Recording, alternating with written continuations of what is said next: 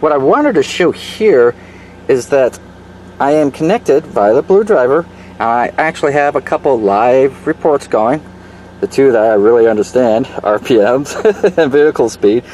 So I'm actively pulling live reports, but what I want to show here is that I'm going to go to my Bluetooth settings, and there it is, but my active Bluetooth connection is my phone speaker. I have a little solar panel phone speaker right there that I use for hands-free calling, and so it has my phone and media audio being routed to that speaker, and so I'm guessing sort of like a passive Bluetooth connection.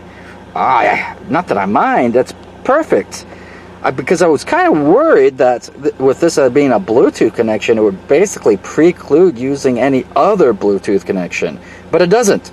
It doesn't. So you can have your hands-free calling or any other Bluetooth device that your smartphone or your tablet is normally connected to while you're driving, and still have this running with live reports.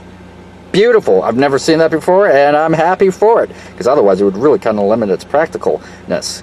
I mean, this thing is super simple. It doesn't, for my Chevy S10, it doesn't support the mileage stat, which is a kind of a shame, but I can't fault this for that. I mean, we're all talking about a 20-year-old truck.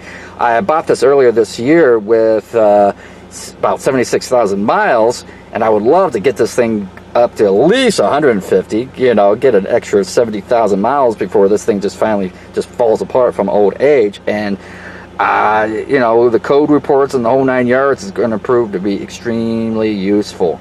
Yes, it will. I got a buddy who actually knows what a lot of these reports are. This is the settings. These are all the various reports I can have available for my Chevy S10. And now I don't know what most of that means, but my buddy does, as well as code reports and what have you. Super simple. I mean, for the Chevy S10, it's right underneath here. I plugged it in. Well, I scanned the QR thing on the top with my Samsung S6, downloaded the app, plugged it in, and here's the big thing. Turn on your engine first before you open up the app. That's basically it.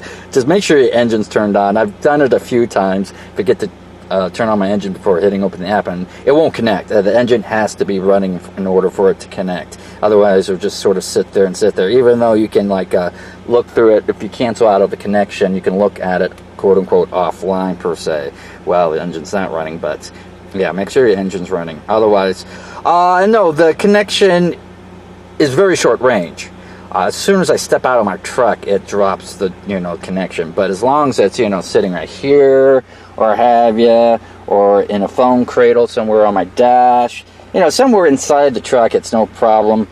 But as soon as you move about or leave the vehicle, you give basically or a brake line of sight maybe, it does drop it. But I can understand now that it's some sort of passive Bluetooth connection, not an active Bluetooth connection, so it's not going to have I'm going to guess its full 33 feet that you normally get with a Bluetooth active connection. And just to reiterate what I mean by an active Bluetooth connection, I mean something that's actively connected as opposed to just being passively paired. So there's that.